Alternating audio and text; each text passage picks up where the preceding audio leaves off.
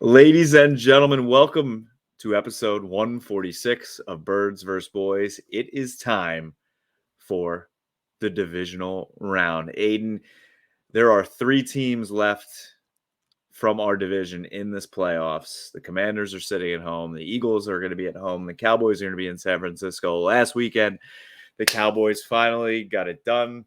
Their first playoff victory on the road in 30 years, almost to the date. They beat Tom Brady in the first time ever. I've never seen that before in my life. And the Eagles were at home eating shitty pizza. How are you, my friend? Fantastic. As a fan point of view, it's game week and it's the playoffs and we have a home game. As a podcaster who hosts a podcast centered around this rivalry, you can't ask for much more than this to the fact that both of our teams are still alive. But before we get too far ahead of ourselves, to play each other next week. That would be the ultimate. That is what we need podcast wise. Before we get too into it, I would just like to thank our new sponsor, Pizza Hut. Pizza Hut is the best chain pizza around. I would suggest the double stuffed crust pizza. Everybody loves it. Sprinkle a little pepperoni on there. Have some breadsticks on the side. So thank you to Pizza Hut for sponsoring our podcast. I will say, I've only had Papa John's once. Stinks. Awful. I actually have not. I kind of get it. Like every once in a while, you crave like shitty fast food, right? Like yeah.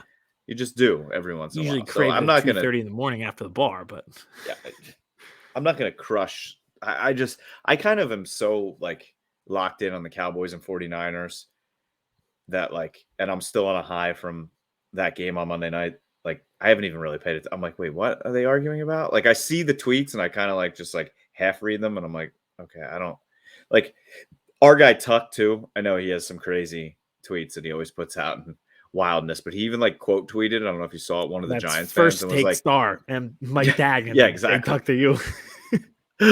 He was that was awesome. Tweeted a Giants podcast and was like, I think Eagles fans will give you more bulletin board material this week than Sirianni eating Pizza Hut. Yeah, I don't know if you heard the full quote, but I don't even know how this became a thing. He was just saying that they watched the game at the facility and said that he was like, we were craving pizza, so we got pizza. I don't really get to have what were they supposed Hut. to do? Were they supposed to be seated upright the whole game, like this? The lean in mean? Like this? I have no idea how this one, even the shirt controversy from last year, I understand how that got misconstrued and became a controversy. I have no idea how this one did. I did not think we would be starting our podcast talking about pizza. I will say it's my last point on it because I know we have a lot to get to in 2 big games and a different type of TikTok tonight. Pizza Hut is better than Domino's and it's better than Papa John's. So as far as chains go, it's the best option. And it's and also Giants fans. When people watch film, scouts, coaches, they eat food when they're watching film. Okay, so most times pizza because it's quick. Yep. Coaches and NFL coaches, college coaches aren't exactly beacons of health. Can you usually get 3 hours of sleep and eat terrible food? You know what's funny about that is when you see well, Biden's already ancient, but when you see a president become president, like Obama. Mm-hmm. And through the 8 years, you see them how quickly they get old and they get gray. Yeah. Coaches, you see how quickly they get fatter. Oh yeah, it's like Mike Vrabel. Now I'm like, wait, what happened? And even Sirianni, he had that it's a Philly thing sweatshirt on. I'm like, weren't you really skinny last year? Yeah, it drains you. All you do is watch film and coach the team for months. You barely see your family. Mm-hmm. Yeah. And fly to games. It's crazy, but yeah. So I guess the pizza became a controversy, and never thought we'd be here in a week where 3 NFC East teams are in the divisional round of the playoffs, and we're starting talking about pizza. Who would have thought? The big bad New York media is asking Brian Daboll if he walks on water. I don't know if you saw that quote. They literally asked him. I know they asked him what he eats. Nope. They asked him if he walked on water and tried to turn water into wine this week, because they're literally calling him Jesus. I mean, I like Daboll. We're going to get into I'm fearful of Daboll. So do I. And I think he's going to build a monster of a team. I really do. I was about to say, you give this team an actual common sense, logical draft and they don't miss. Like they're going to be good, but I don't know if it's right now. And we'll get into that, but just like a lot of the signs, I'm like, you guys aren't acting like you're right in the moment. Yeah. So previewing these games, we're not really going to preview all the games here. If you want to tell everybody what we're doing for the TikTok, that'll kind of touch on the other games. Yeah, so we can at least touch on the other games tonight for the TikTok instead of doing power rankings. I feel like you can't really. We've been doing it all year. Thank you to everybody who commented. Special thank you to everybody who commented and told us that we forgot the Vikings. No, we didn't. That's why we're not talking about them this week, and they're at home. So power rankings, we're going to end with that, and then we are going to we're going to spin a wheel, whatever it lands on. We have every game in the wheel. We'll spin the wheel. Whatever game it lands on, we'll give you a prediction. So say it spins, it's Kevin's turn. He gets Chiefs, Jags. He'll tell you who wins and why. And we'll go through all the games. So we'll get 2 each. So that'll be the TikTok tonight so we can touch on the other games. But at this point, we know what we need to do. How many chances? This podcast can go on for 40 years. How often are we going to get this opportunity right now? I hope every year. Well, for my sake, I hope we can talk about the Cowboys every year. I hope we never talk about the Eagles again. But how do you want to structure this? Because I'm thinking of it, we can do it 1 or 2 different ways. We could go in chronological order. Obviously, the Eagles play first. They play on Saturday night. The Cowboys play Sunday evening. Or we could go in the other direction with the Eagles being the 1 seed, so saving that game for second. Completely up to you. I can spin the wheel because both games are on the wheel.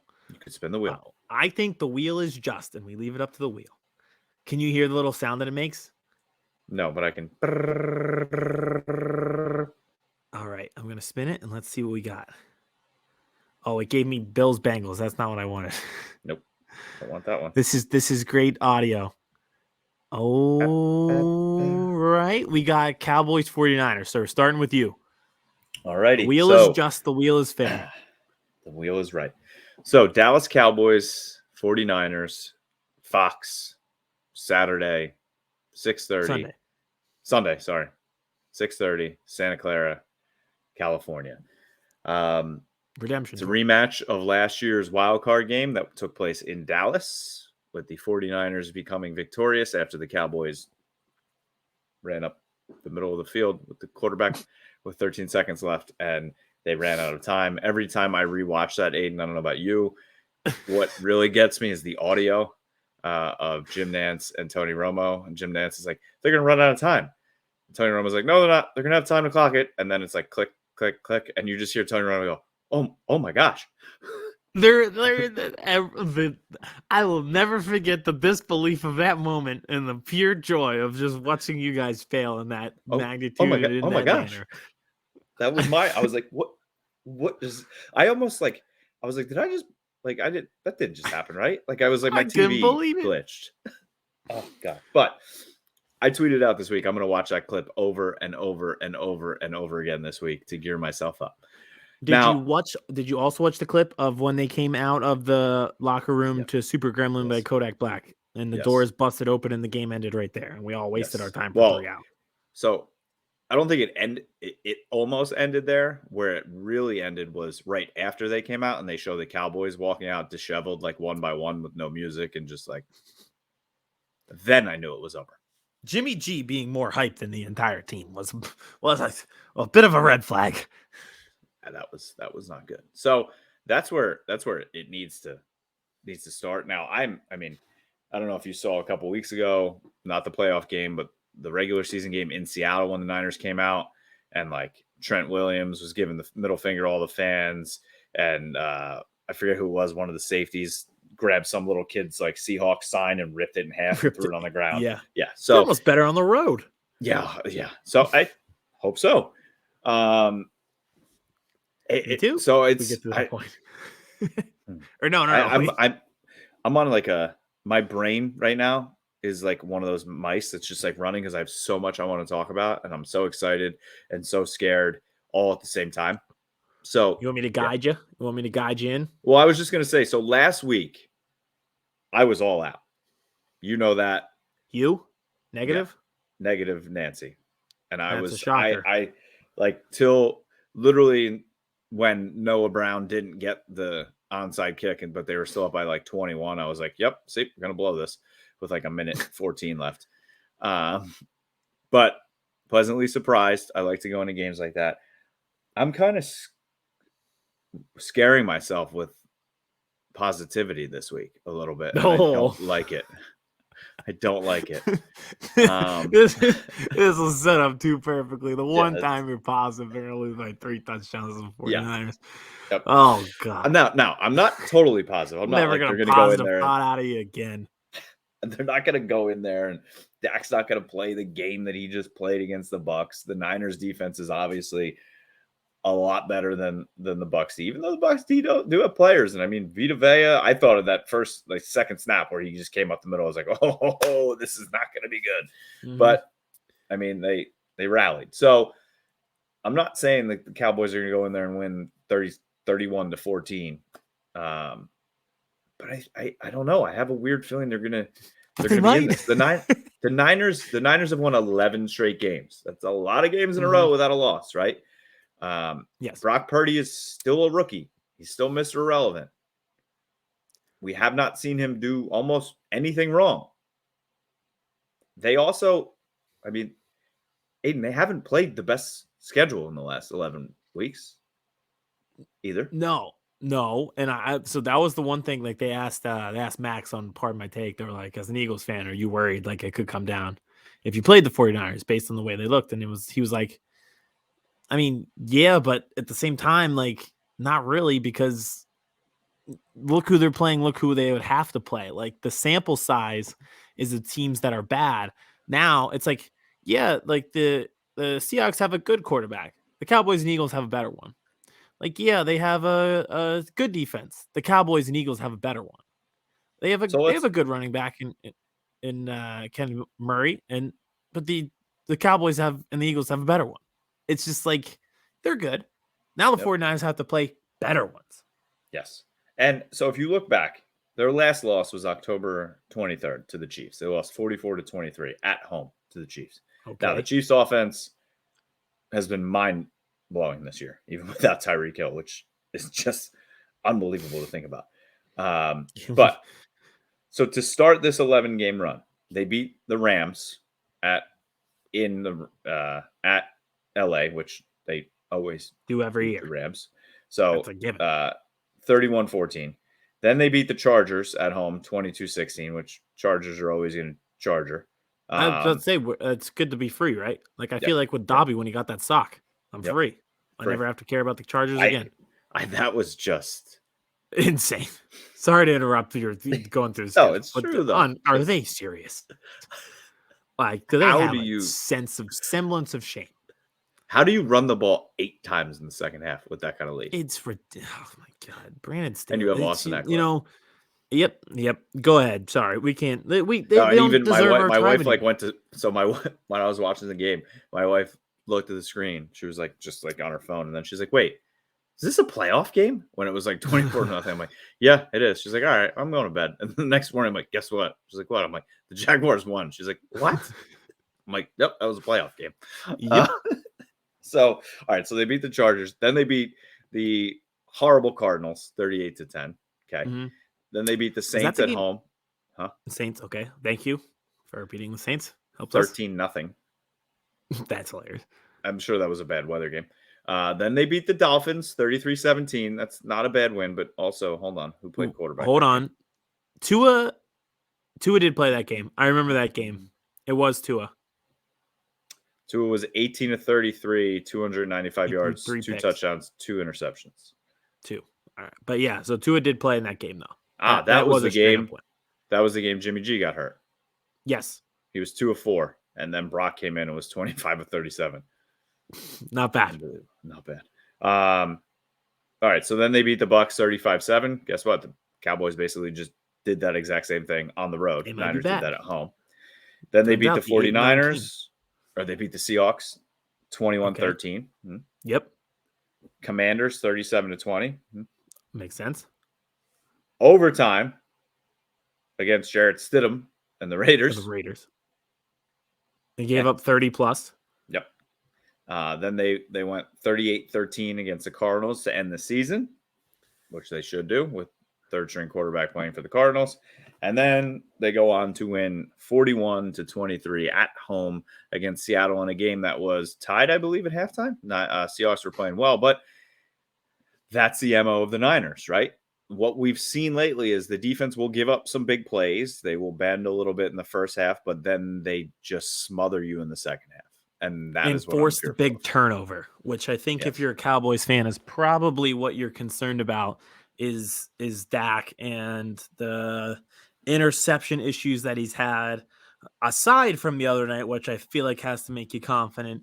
But it's you got to stay away from the back-breaking turnover, which was the strip sack of Geno Smith back last Saturday, which kind of just ended that game.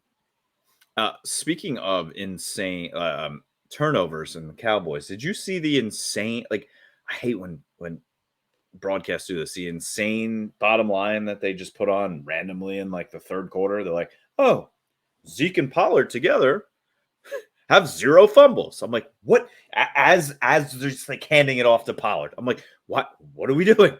Why are we doing this right now? Like luckily, they flashed like he's made 26 straight extra points. Oh, then he might miss 4 in a row. Moment of silence for Brett Maher. And okay, we're gonna be, ladies and gentlemen, this is an all over the place podcast because did you hear the whole thing about markers with kicks? I didn't fully understand it. Okay. I'll explain it to you because I heard it explained very well today on the radio.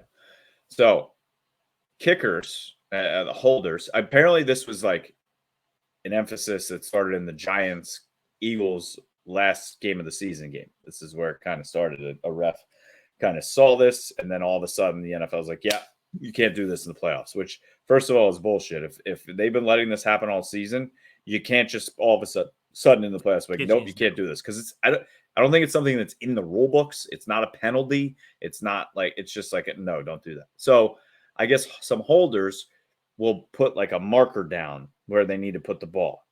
Like Anger for the Cowboys, apparently what he does and what he did in the playoff game the other day, he grabs a couple strips of grass that are painted white and he puts it down just so he can see like okay, this is my mark. Yep. And that happened in the game the other day, and the ref was like, no, you can't do that, and wiped it away. So people are saying maybe that got into Maher's head. That's, this is not my, kickers are so finicky that this is not my, so now I'm a little nervous. Like, is that now that they can't do this marker thing? I guess I should be nervous too. Yeah. So, I don't know. That whole, they're not going to, they signed a kicker to the practice squad today. I mean, he's not going to be, if he's elevated. See, this is what would you do? Like, and this has been a big topic. Like, they're not going to just cut him. He's had a great season. I don't know if you remember, even in the Minnesota game, he hit 2 60-yard field goals in a row. Correct. After that. He's had a great season. He only missed 3 extra points all season. When I was watching the game, that first touchdown, I was like, why is he so far over on the hash? Like, he almost looked like I couldn't see him. He was like behind the goalpost. So they're not going to cut him. He's going to kick this week. But it's like, do you sign another kicker and elevate him so you have backup just in case? Or are kickers so fucked up in the head where you're hit all of a sudden that's going to mess him up even more? Do you give him one, and if he misses it, it's 2-point conversions the rest of the way? Like, I would handle it like one of your 4th or 5th starters who are pitching in a playoff game. Short leash, where you let them see if they can get through the lineup 1 or 2 times. If they face any runners on base, you pull them and you go straight for the heavy hitters with the gas out of the bullpen. So an analogy to spin that into what it means in football is you let him kick. You let him, if there's a field goal opportunity, you let him kick the field goal. If they score, obviously he kicks the extra point. If it goes early, like it went in that Tampa game, go all out. Go for 2. Go for it on 4th and 3. Have some faith in this quarterback that you financially invested in. Kellen Moore is supposed to be this boy wonder. Have faith in him. Be aggressive. You're playing a team that's won 11 straight games. You're on the road. underdog. You are facing the NFC favorite. Go for it. Play to win. It doesn't matter. Because if you're Mike McCarthy and it comes down to this and you lose because he can't make extra points, that's not on you. But if you keep putting him out there, then it is on you. And I don't think Kevin, you, Mike Tag, J Tuck, Cowboys fan talk, Rome, like I don't think any of you guys, if the season ended because you went for it on 4th and 4 from the 23 and you didn't get it, I don't think any of you are going to say, hey, we really screwed up there. Like we shouldn't have done that. I think you'll be okay with that outcome. It's the invincible line. As long as you're down there, you're down there. So make the most. I would be much more angry if he missed 2 extra points. We had it at 4th and 3, but they went for a field goal instead, and he missed it, and that's why we lost. Exactly. Yes, rather than I don't know if you saw too. I was kind of pumped when they went for it, the 4th down. And great it was that play wide open to CD. Oh, but I love that. Bones Fossil walked over. Oh, I don't know how you just leave CD Lamb wide open like that. But of all the guys to lose, yeah. Oh God. But they Bones Fossil walked over to McCarthy, and McCarthy's like, "We're going for it," and then he smacked Kellen Moore on the ass. It's awesome. I did see like the Bones Fossil had like the headset off one ear. He's like, huh? Yeah. He had the dumbest looking face on, and Mike McCarthy's just pretty much like, get out of my face. Yeah. We got to figure out this 4th and 3. Yeah. It's not even an option that we're kicking this field goal right now. And I think we knew it was coming too with the 3rd down play call kind of told you that they were going to go for it on 4th down too. Yeah, it was smart. It was smart. Everything they did on Monday night was smart. I would suggest to do all that again. Just what you did. Do it again. And that's our podcast. Yeah. And good night. Thanks for coming out. Thanks for listening. Please subscribe. Cowboys, just do everything you did on Monday. I think it was kind of almost I saw it coming by a mile that game because everyone's like, they look so bad in Washington. Dak was so bad. It's like, all right, he's going to come out and ball out. I didn't think he was going to be that good. Like, I do believe that was his best game of his career, top 3 for sure. Even if it wasn't like his 100%. Best game ever, that was like his defining moment of his career, beating Brady on the road in the playoffs. Like that is his rookie year. He went up to Lambeau. He won. He went to Pittsburgh. He won. Like those are big wins, especially as a rookie. Season wins. Exactly. But this was his defining moment so far of his career. Now he has a chance to continue this quote unquote legacy and do it in San Francisco. So looking forward now, I think that's enough looking back, except for a couple things. Jaron Kearse got hurt. He's good to go. Yes. Okay. I was going to have that question for you tonight. Yep. He 100% says he's good to go. Micah, I was very nervous as he was limping. It was his shin. Those are weird. He's fine. Yeah, that was not good. Jason Peters, we don't know. Probably not. We know. No, we know. Who cares? Like, come on. It's over. I don't know. Like this is so ridiculous. He was playing very well in the first half. I was very happy. But no, he was. He was.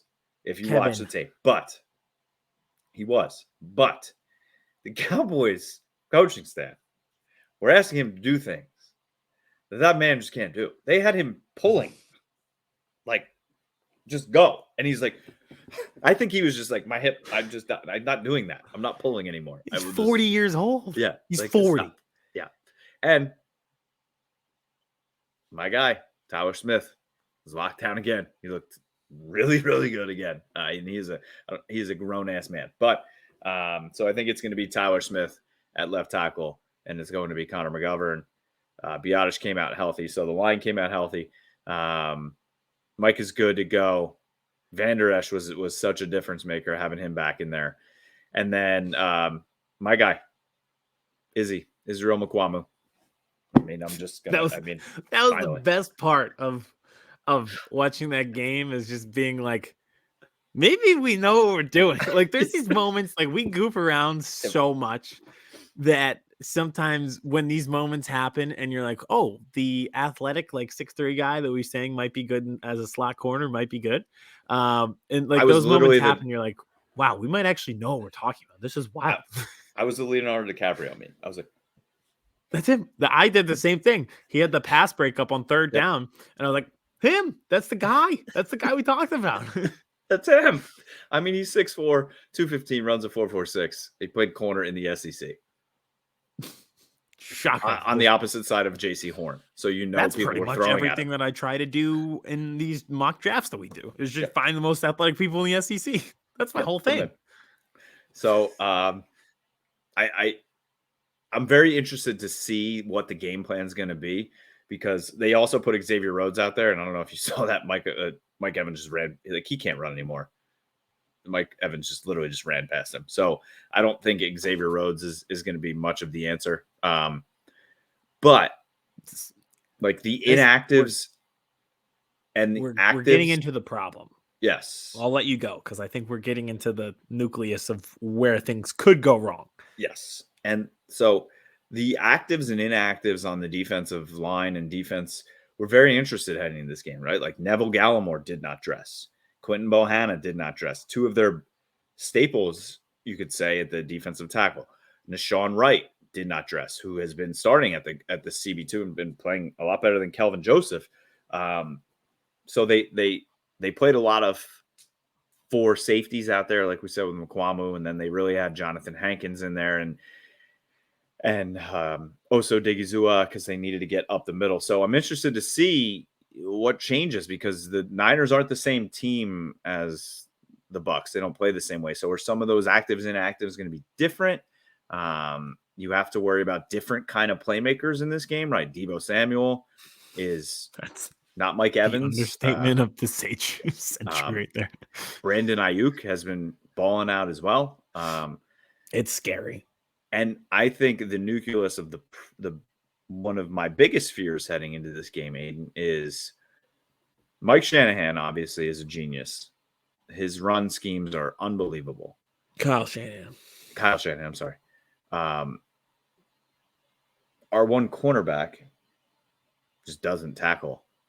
So what do you think this run offense is going to target? They're going to run at Diggs all game long. And if he doesn't figure out how to tackle or the want to tackle, we have a big problem. And it's a team that it doesn't really matter what the quarterback is. It's the scheme, right? It's getting the ball out of their hands fast. They run a lot of bubble screens. They get the ball out of their hands to Christian McCaffrey in the flat very often. You know, they'll take some, like Brock Purdy made some throws. He made some good deep down the field and intermediate throws. But at the end of the day, this is the 49ers offense. And it's getting playmakers into space. It's getting Deebo to the outside. Think about how he scored his touchdown. It was 60 yards after the catch, with Brandon Ayuk blocking downfield. This is who they are. So if you're not ready to tackle on the outside, the game's over. And the second half of the season, what did we see was a big problem with the Cowboys defense? Tackling, missed tackles. Mm-hmm. They were tackling and bringing people to the ground regularly in the first half, and then the second half, it just wasn't happening. But it looked like I know Tom Brady just looked like an ancient, like a fossil from Egypt the other night, and just it was bad. So bad. It was so bad. But I kind of saw like a different level, right? The defense was a lot of the issues causing for Brady to look so bad. Micah looked like he brought it up a level. Leighton Vander Esch did. Everybody did. So are they going to ratchet it up and tackle? Like, is Micah going to be able to? That's what I'm interested to see too, is like, how are they going to play Micah? Is he going to be rushing Purdy, or is he going to be playing a little bit more off the ball linebacker? Because he's someone who can tackle, has size, and has speed to be able to take down someone like Deebo Samuel. Or someone who we haven't even mentioned yet, George Kittle. It never ends. It's just name a position. They have a weapon at it. That's going to be J-Ron Curse's assignment. George Kittle. Man. He last year he shut down. He actually did very well against Kittle in the playoff game. He shut down Kelsey. Like he plays very well on tight end. So I believe that is going to be his assignment this week. Well, I believe it's his assignment. It's this Purdy Kittle connection that is really taken off. That it's new and it's good. So I think it's scary. So we'll see. Oh, I'm terrified. I really am. At the same time of being cautiously optimistic, which I hate, which, like you said, they're going to lose by 3 touchdowns. So isn't that what I say in the intro? It's the cautiously hopeful podcast. We're back. So I'm so interested to see what Dane Cook. Dane Cook. Remember Dane Cook? He's a great stand-up. Do you ever see the movie Employee of the Month? Oh yeah, he was massive when I was in college. Like he was the biggest. He was the guy. Oh yeah, he was Kevin Hart basically. Dan Quinn, what he schemes up while he's going to be interviewing for the Colts and the Broncos this week as well, which I don't love. Hate. So but I'm glad we got it out of the way during the bye week. Interview and get back to work. And come back. So I think they're going to be ready. This is not the same Cowboys team as last year. I think they also, every report from all the reporters on the planes were like, they were happy on the plane, but it wasn't like a full-time party. Like they next up, like they got this revenge game out of the way, which was kind of like double revenge, right? They lost the opening game last year. They lost the opening game this year. They've never beaten Brady. Now they got him in the playoffs. And now they're on to San Francisco, the revenge game from, like we said, last year's playoff game. So I think the defense is going to be ready. I think the defense is going to come to play. I'm not saying they are going to shut out the Niners because that's not going to happen. But you have to contain someone, right? You have to, if it's Kittle, if it's Samuel, if it's Ayuk, if it's CMC, like they all can't click. You have to take at least 1 to 2 away and then try and contain the other 2. Yep. Which is like famous last words. But I almost think it's like, let McCaffrey do whatever he wants and make sure that Deebo doesn't hit the home run, or make sure Ayuk doesn't hit the home run, and curse against Kittle, and just pressure Purdy as much as you can. Yes. Which is the other thing that, so it's like you have to pressure Purdy, AKA you need Micah rushing. But at the same time, I feel like Micah on trying to stop those short passes that he takes at 6 yards is going to be big for Micah too. So if we could just clone Micah and make 10 more of him, we'll be in good position. We're good. Hey, maybe that'll be Israel McQuamu with his 4.4 speed and 6'4", 215. Maybe he's gonna try and be a weapon on him. But we'll see. Onto the offense. I mean, Kellen Moore called, I think, his best game he's ever called this past week. Like we said, Dak played arguably his best game. They were so locked in with where to go with the ball on each play. Especially at the beginning of the game. The first 2 drives, I was like, oh, God. I was like, this is going to be over by halftime. But locked in. 11 straight. Cowboys postseason record. So they need to keep those things rolling. But at the same time, against this Niners defense, against this Niners pass rush with Nick Bosa, you're going to have to try and establish the run somewhat. And that has to be through Tony Pollard. And again, it seems like they must listen to this podcast. They finally seem to have done that. They know, because every time they give Zeke the ball, it almost looks like they're just like giving up on the down. Like, okay, well, we'll just take 1 yard here. It's a classic phase out. They're quiet quitting on Zeke. Yes, and that's fine. And I think Zeke is okay with it because I think he's tired anyway. So the offense has to run through Pollard, and it has to run through Dak. And I don't care who Dak's throwing to, whether it's Ty, CD, or Gallup. That's probably pretty much it. No, and with the wide receiver core, but they need to keep getting the tight ends involved. Schultz was a monster against Tampa Bay. Ferguson, the rookie, had one amazing 37-yard catch and run. So I feel like the tight ends, the run game, are going to help open up CD in the long pass game, the 20 yards plus.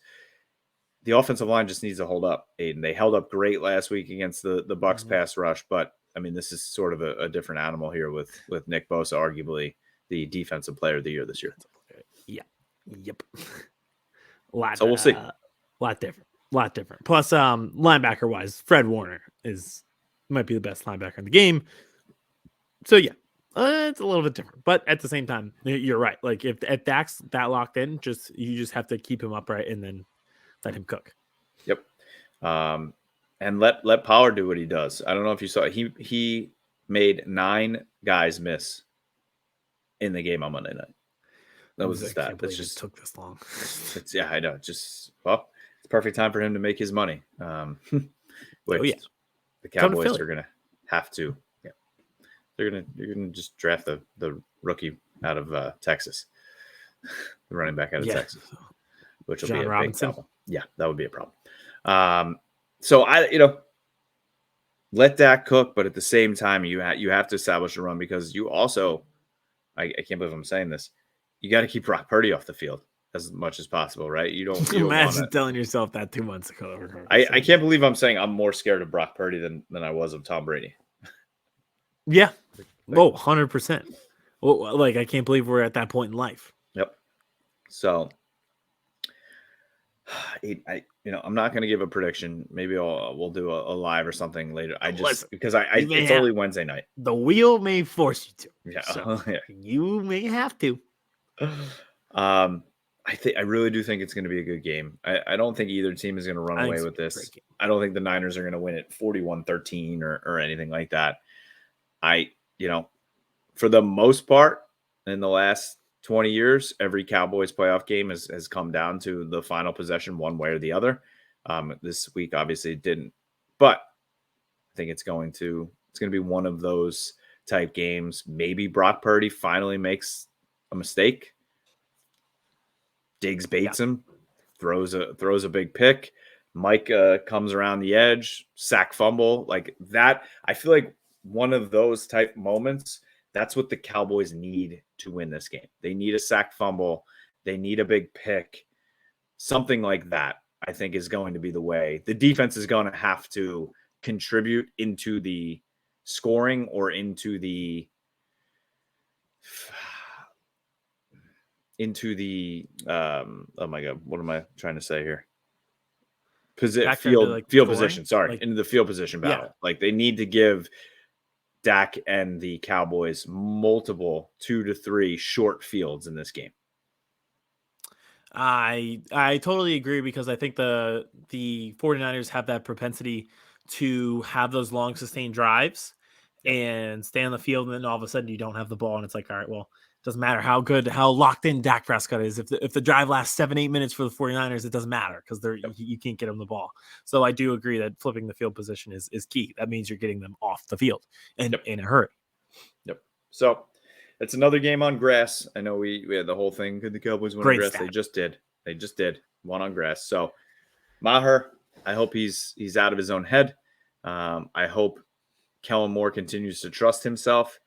Dan Quinn, I hope, continues to try and put his legacy on before he leaves for a head coaching spot, which I think Indianapolis is a better spot than Denver if he has his choice. But we shall see on Sunday. It also does suck that the Cowboys are coming off such a short week compared to the Niners playing on Saturday.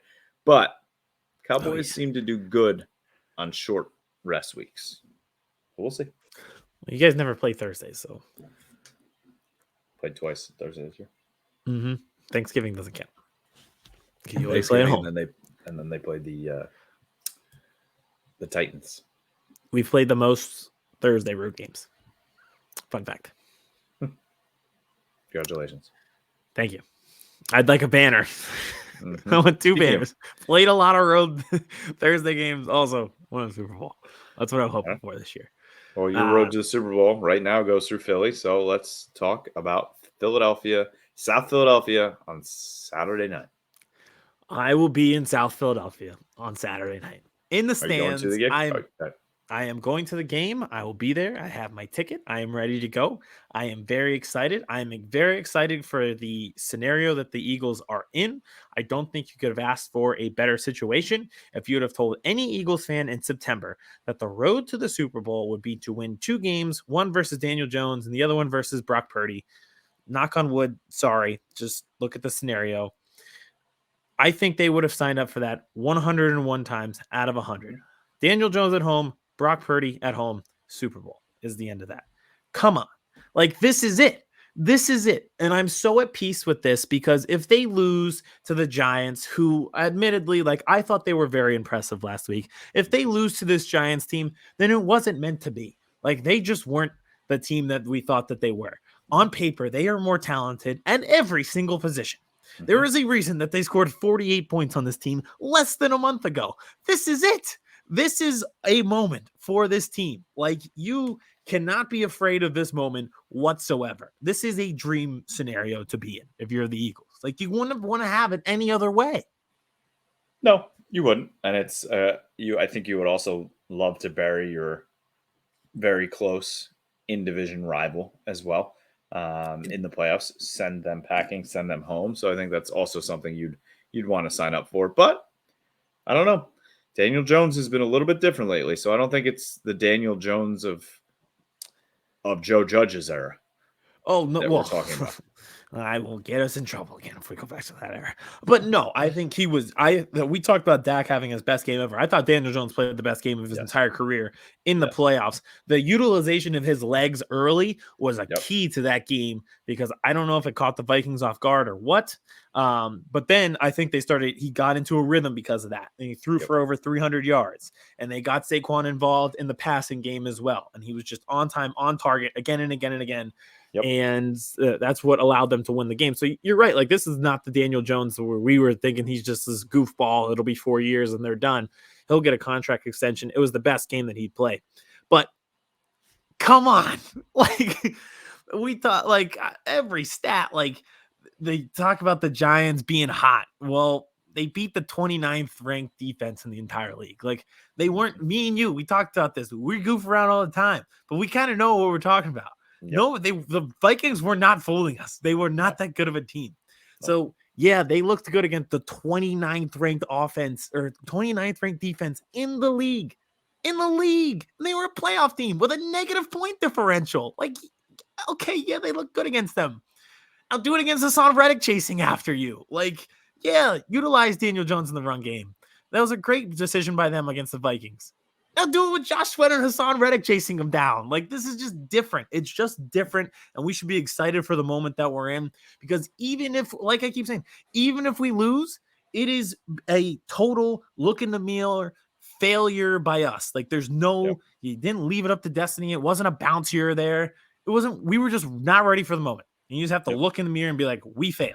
And that's it. And I think I can be at peace with that. Aside from if Jalen Hurts lands on his shoulder on the third play of the game. That'd be the only thing that would hold me back. I'd be like, this failed because of something totally out of our control. So I just, and I'm going to go like a squirrel brain, just like you, where I have just like so many thoughts, but let's start here. Because there's so many things that point to the Eagles. And there's like every way you look at it, just like, oh, the Giants did this, so it'll be tough for the Eagles. Let's start with the 3 wins against the same team thing. Okay, week 18 was a preseason game. Yeah, we won the game. They didn't play any of their starters.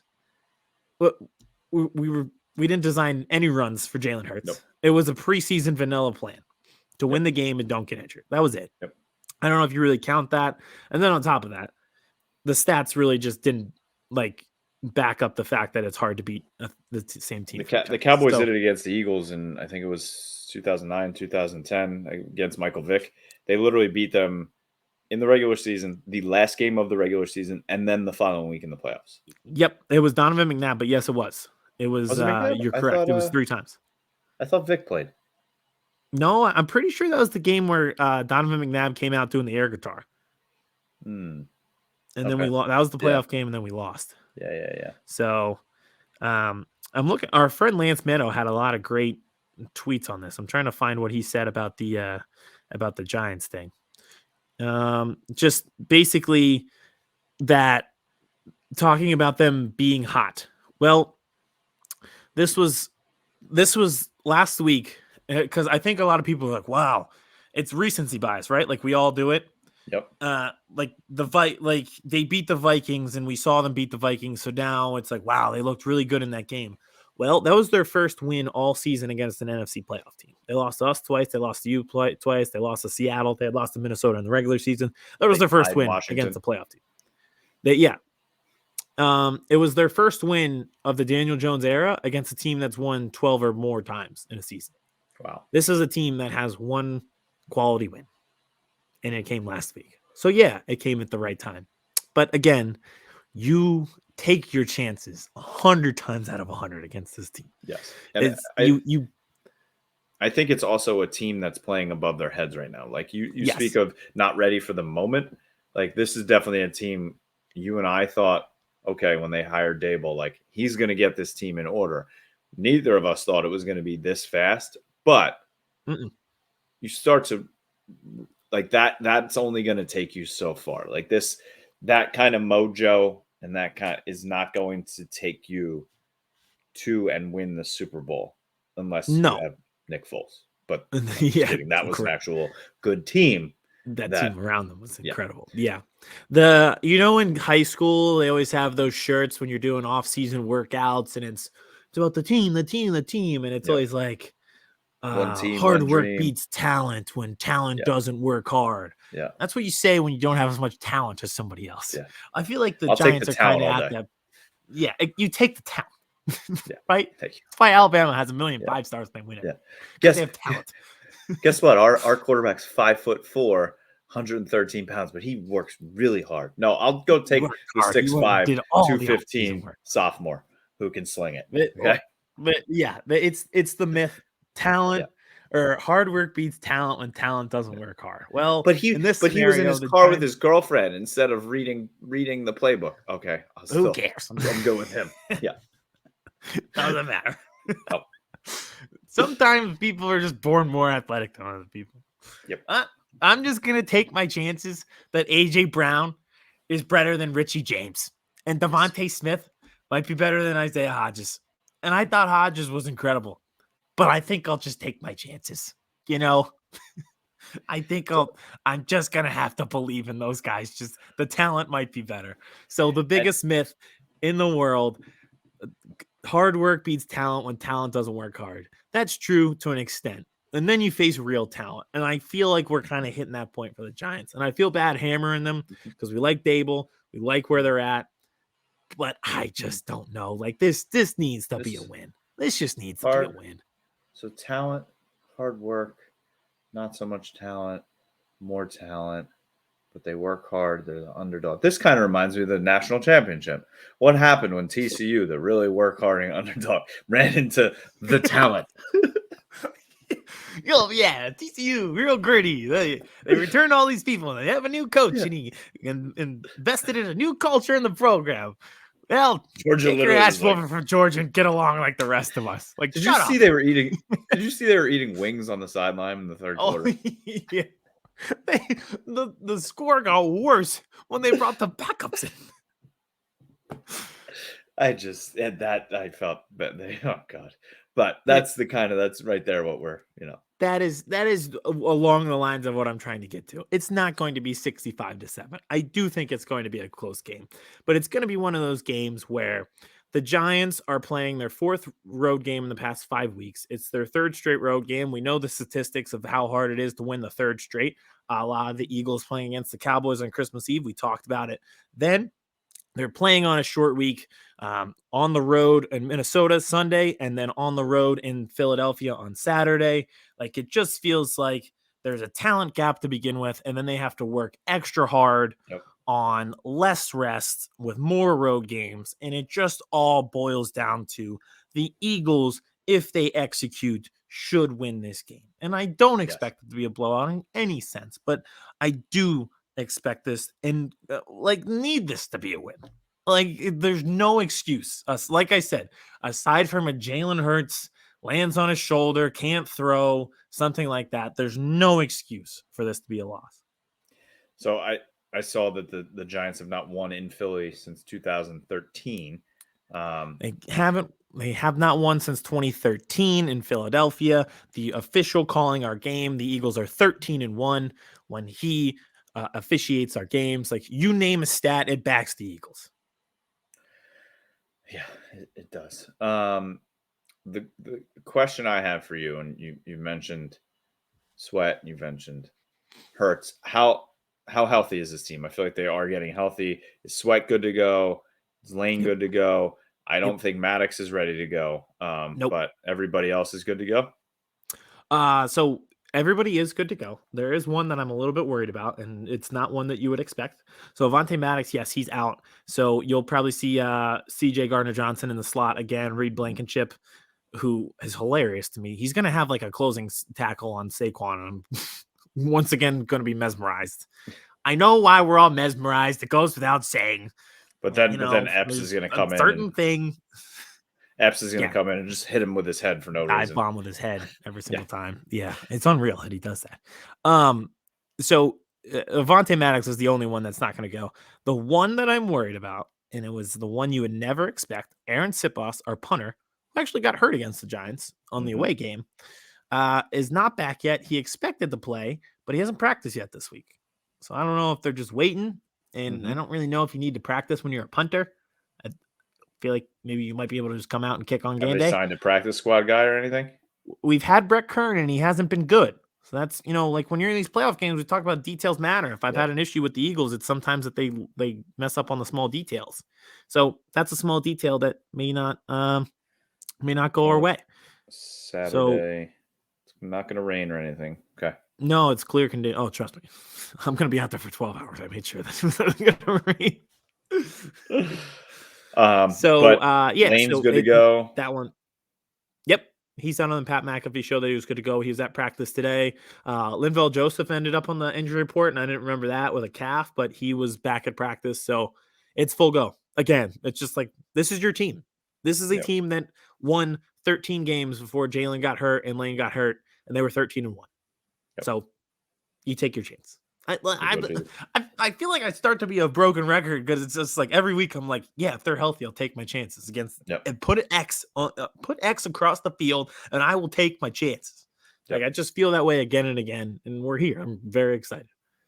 I'm nervous. Like, you're nervous with every of course game. Yeah, it'd be a disaster for me if we lost at home to the Giants and you guys beat the 49ers. Like, that would be a disaster. But so there's nerves, but at the same time, I'm like excited. Like, this is such a talented team. We just need to remember how talented they are. That was me last week on Monday. Like, this would be such a disaster if the Cowboys are one and done and the Eagles and Giants are both in the divisional round. Oh, yeah.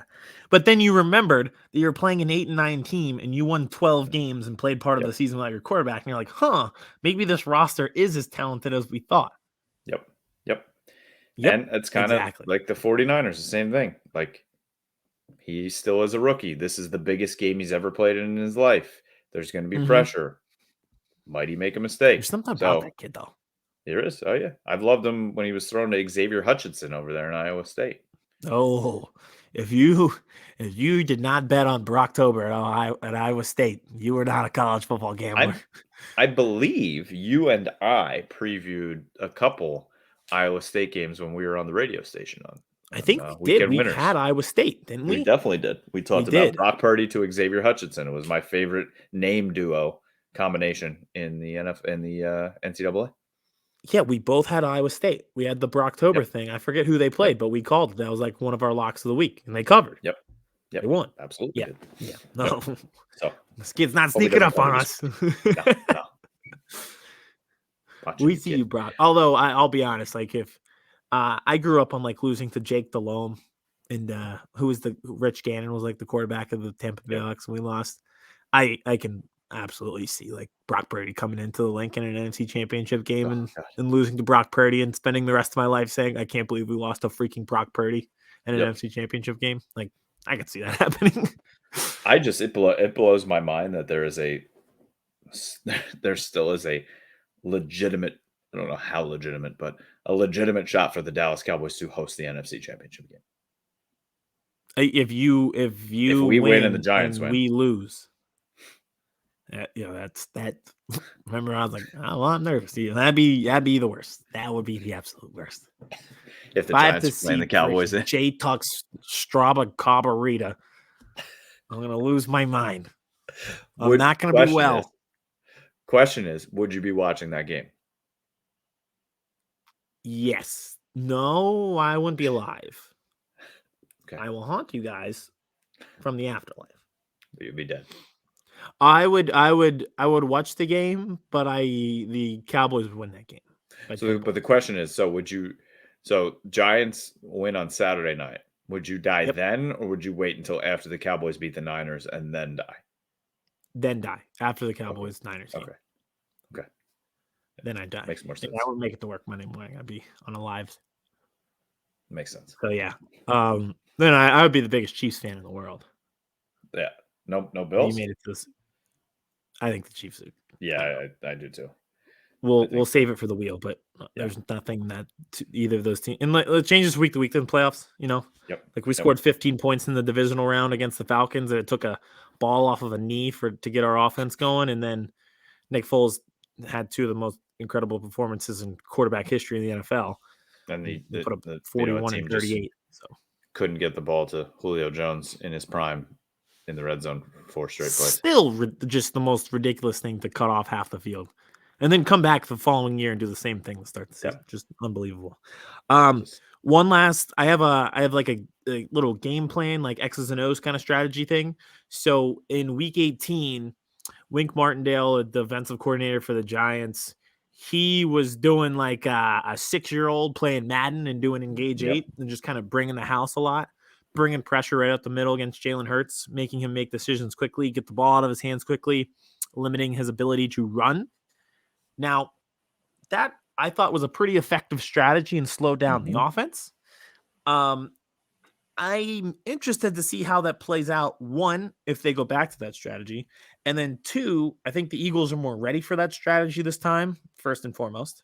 Yep. So it'll be similar to when they were trying to get the ball out of his hands quick because they knew Micah was coming.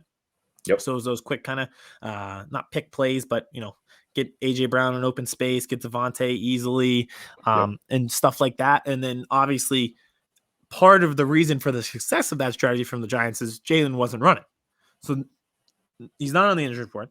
He's going to be running.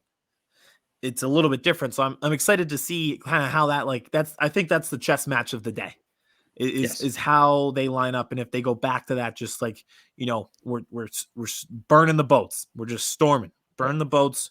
We're storming. There's no way back. Because if the blitz doesn't get home, it's AJ Brown 40 yards the other way. And I'm interested to see if they go back to that and how the Eagles counter it this time if they do.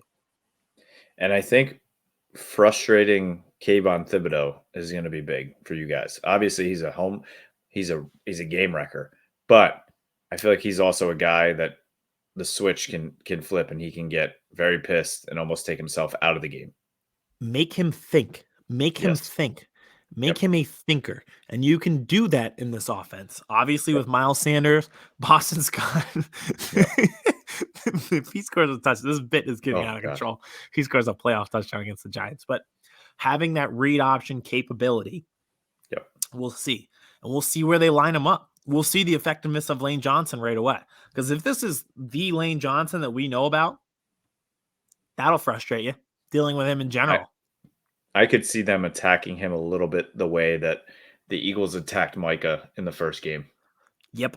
Just like neutralize him in a way. It's like, don't even let him get close. Yep. Mm-hmm. Yeah. Yep. And make him the decision maker. Put him on his heels and say, are you going to crash on Miles Sanders or are you going to stay with Jalen? And if you stay with Jalen, is there a tight end standing behind you by himself? Or there's AJ Brown right there twice? Or exactly. Or did they cross and now AJ Brown is standing there because your guy got picked off? They got a miscommunication. 2 people are staying with Dallas Goedert. Your linebackers have sucked the whole year covering tight ends. TJ Hawkinson had 10 receptions for 129 yards, and now they can't cover. They're either overemphasizing Goedert and AJ Brown's open, or there's the same old, and Goddard's going to have 9 receptions for 2 touchdowns. Like this is terrifying. This is the chess match. This is what I'm saying. Like this is come on. Terrifying. You gotta win this game. Yep. Yeah, just terrifying. So I would say you are comfortably confident, but at the same time being cautious. Cautiously, comfortably confident. Yeah, comfortably confident is like there's no. I'll never be cocky. Well, that's not true, but I just like I could see a world in which they lose this game, but we would have. I could also see a world in which they win big.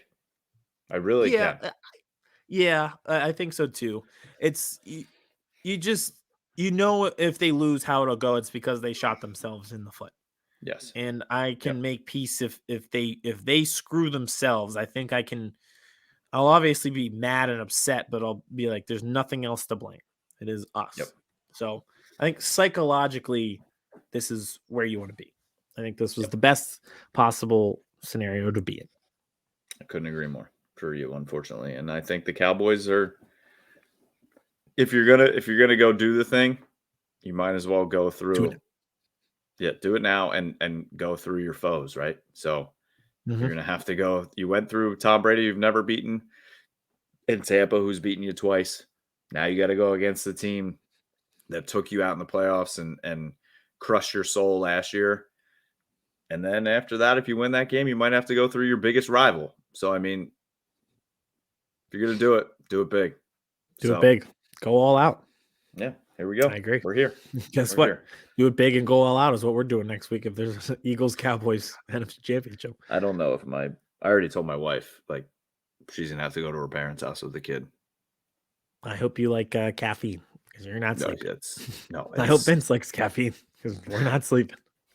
I already told her too this week because Emma goes to sleep at I give her the bottle around 6:30, 6:45, and I said, yeah, I will not be involved in bedtime on Sunday because the game starts at 6:30. So have fun. I'll make sure I'll take care of her Saturday night when the Eagles start. It has to be that way. Got it that way. That's what a marriage is all about. Yep. That's a fair trade-off. 1 for 1.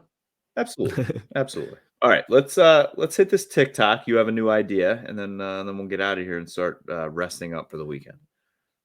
Yep. So TikTok for the week, we're gonna spin the wheel. So here's what we're gonna do: spin the wheel. Whichever game lands on, one of us will give a prediction. Who will win and why? You ready for me to spin? Please. I'll go. So there's 4 games total. So I'll just go first. Okay. I will, since we usually do that to begin with, if that's okay with you.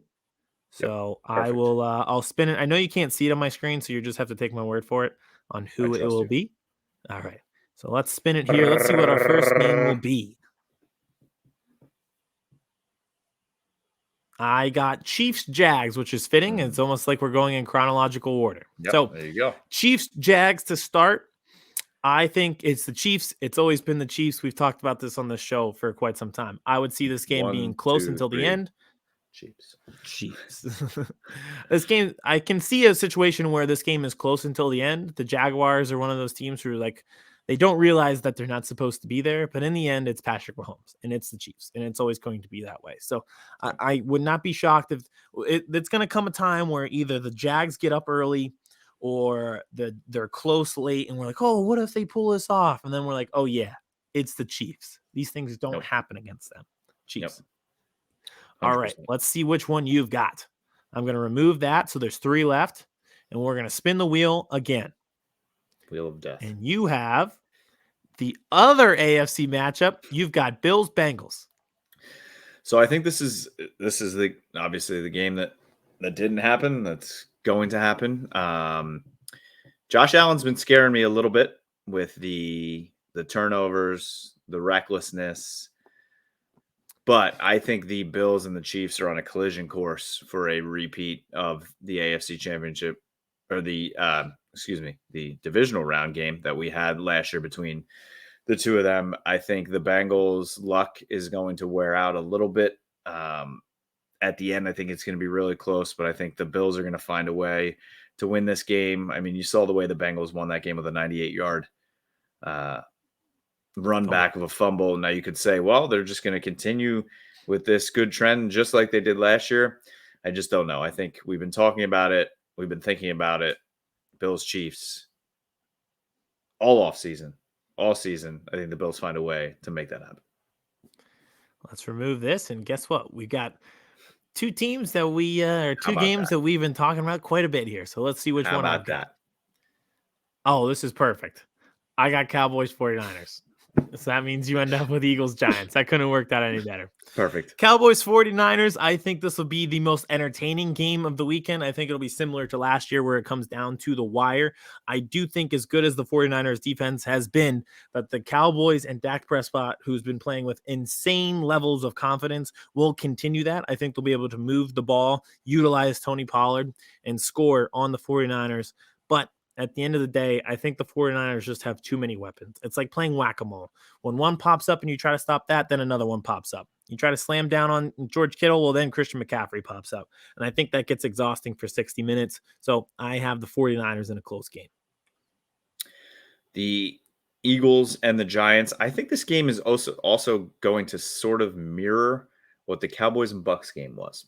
And what I mean is a little too caffeinated in the beginning of the game, where both offenses are a little jittery. Jalen's, this is his first big time game in Philly. I'm not even going to count the Tampa Bay game last year. His first playoff game in Philly. It's a night game, right? He's coming off the injury. I think he's going to be a little jittery. I think Daniel Jones will be as well. Maybe the Giants keep it early, a little bit close, but it's always one of those games where like, all right, well, the Eagles are going to turn this around. And then in the second half, I think the Eagles win this game by at least 2 touchdowns. We'll see. I'll be pleasantly surprised and happy if we do. So that's it for tonight's show. I think we're both fired up for this weekend. Last weekend was some pretty good football. Get another weekend of it with some really, really good teams, really evenly matched teams across the AFC and the NFC. And subscribe now, because the next time we talk to you, we might be doing an Eagles-Cowboys NFC Championship preview. And ladies and gentlemen, I hate doing this. I hate putting a number on it, but we have to. There's only 7 NFL games left this season. You have to enjoy it. You have to watch, soak it all in, because in February 21st, it's my daughter's 1-year birthday. Besides that day, because I'll be celebrating that day. If your team didn't win the Super Bowl, you're going to be in misery. Waiting for what? Okay, basketball's on. Okay, hockey's on. You're going to be waiting for the NCAA tournament and pitchers and catchers. And that can only give you so much. Doesn't give you what football gives you. So enjoy these last 7 games. And subscribe, rate, listen, watch anywhere podcasts are. That's where we are. Follow us on TikTok. Follow us on Twitter. Hey, next week at this time, we'll see. We'll see. It could be the NFC Championship game brought to you by Birds vs. Boys.